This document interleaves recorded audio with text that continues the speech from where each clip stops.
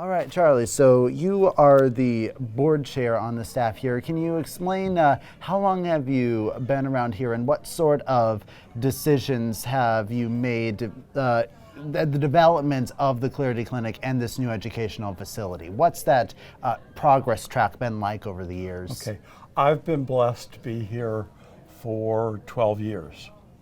And when I got here, Chris outlined the vision for the center doing training in the schools. And it made so much sense to me that we would tell the kids, you can fight the peer pressure, you don't have to do that.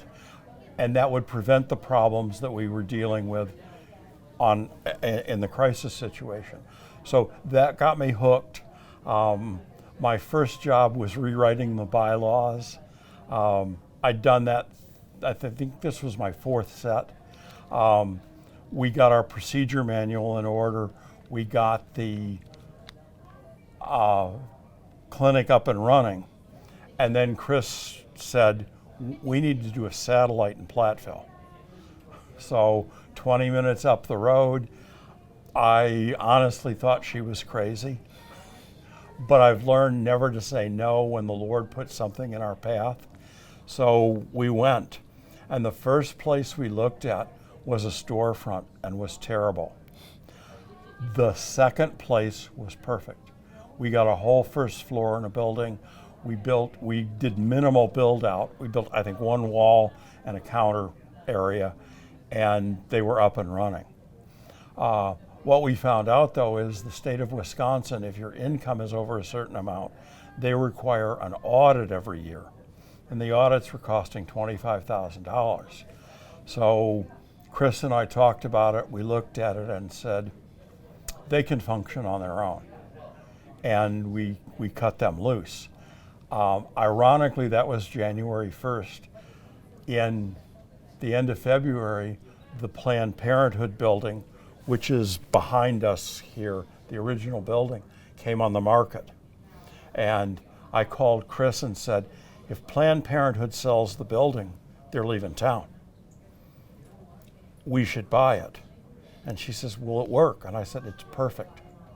And she says, have you seen it? And I said, no. But it's perfect.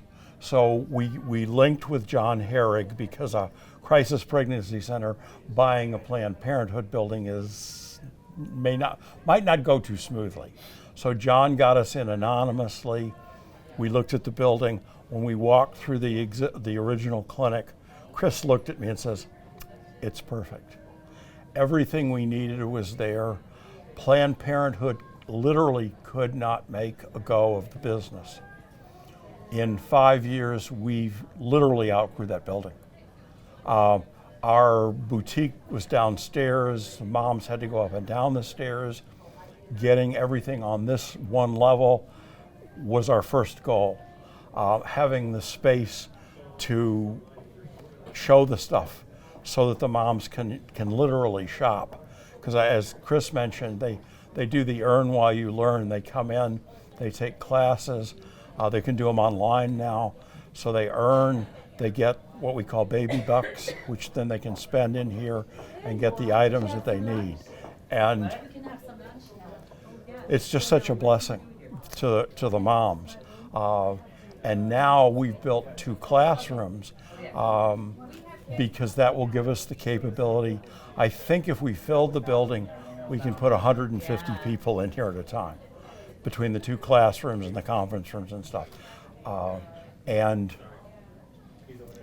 it's just amazing what our capabilities are going to be. We have, and the Raising Highly Capable Kids is a program that the community needs. There are parents here who could be great parents. They just need to be told, this is how you do it. And that's what Raising Highly Capable Kids does.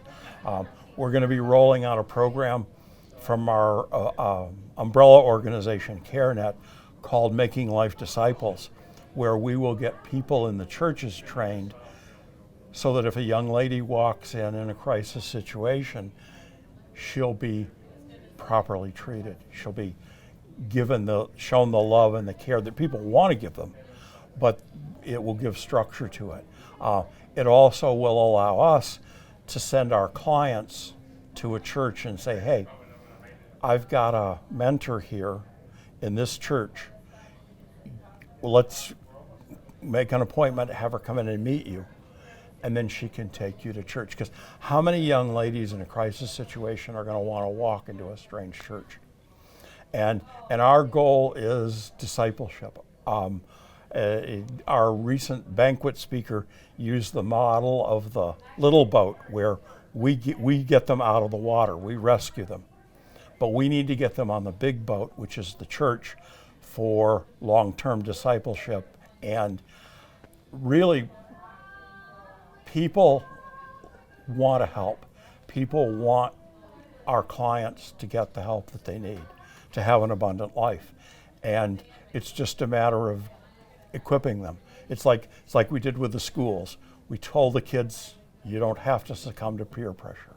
Now we're going to tell the churches, we'll get you these women to love. We'll get you these women, and we'll teach you how to take care of them.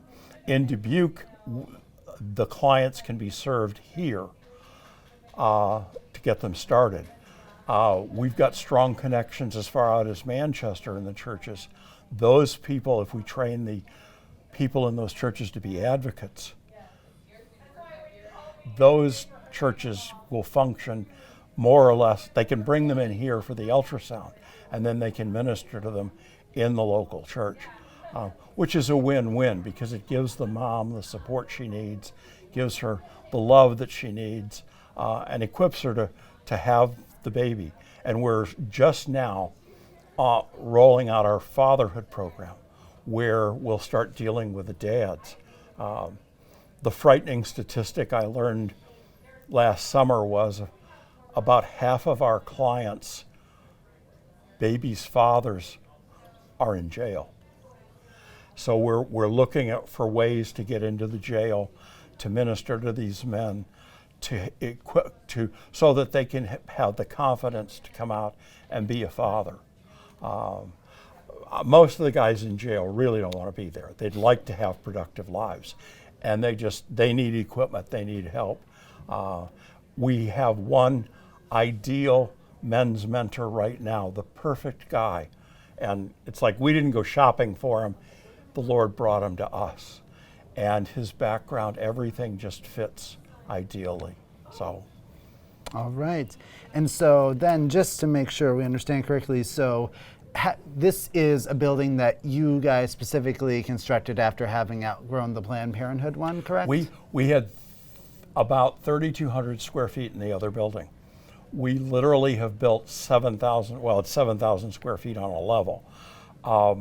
We literally built the 7,000 square foot addition to give us ground level. You can back your car up to the door.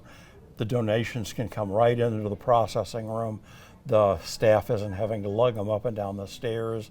The moms, when they decide they want something, they're not lugging the clothes, and we do cribs and strollers and all kinds of stuff. They're not lugging stuff up and down the stairs. It'll all be on one level. And yeah, we had a 2-acre lot, and it's like, we're paying to cut grass. Let's do something better. So. All right. I think that's just about all that we'll need. Anything else you'd like to add in before we conclude? I just feel so blessed by the way that Dubuque and the surrounding areas have stepped up and are supporting what we do.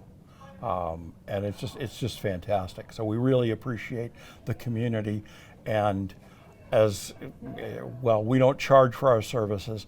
We do everything as a ministry, and we're poised right now to see fantastic things happen this year.